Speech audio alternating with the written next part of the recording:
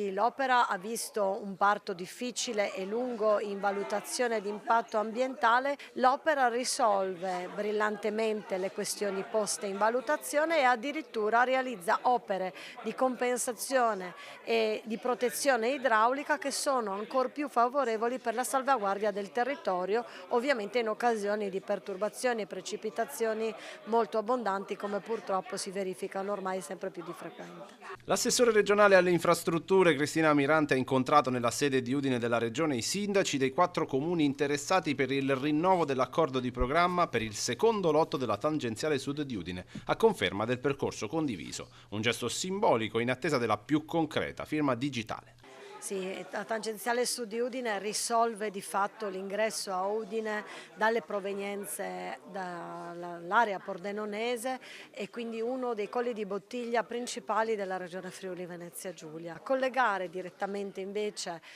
il casello autostradale di Udine Sud, il sistema delle tangenziali di Udine, andando a sgravare dal traffico pesante, dal traffico di attraversamento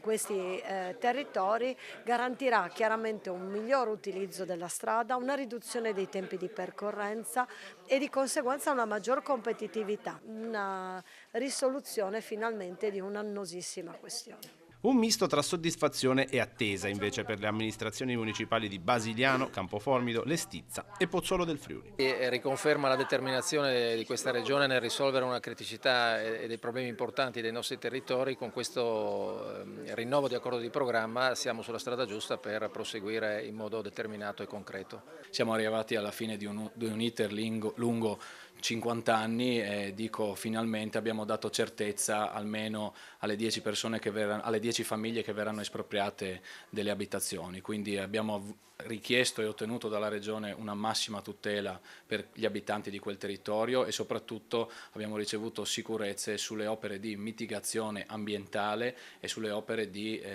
chiamiamole così, compensative. Passano 22.000 veicoli al giorno davanti il nostro municipio e ovviamente andare avanti con la tangenziale, che è un'opera tanto attesa, è una soluzione a un problema che è legato al traffico ma soprattutto alla qualità di vita dei nostri cittadini, per cui io non posso che essere contento ovviamente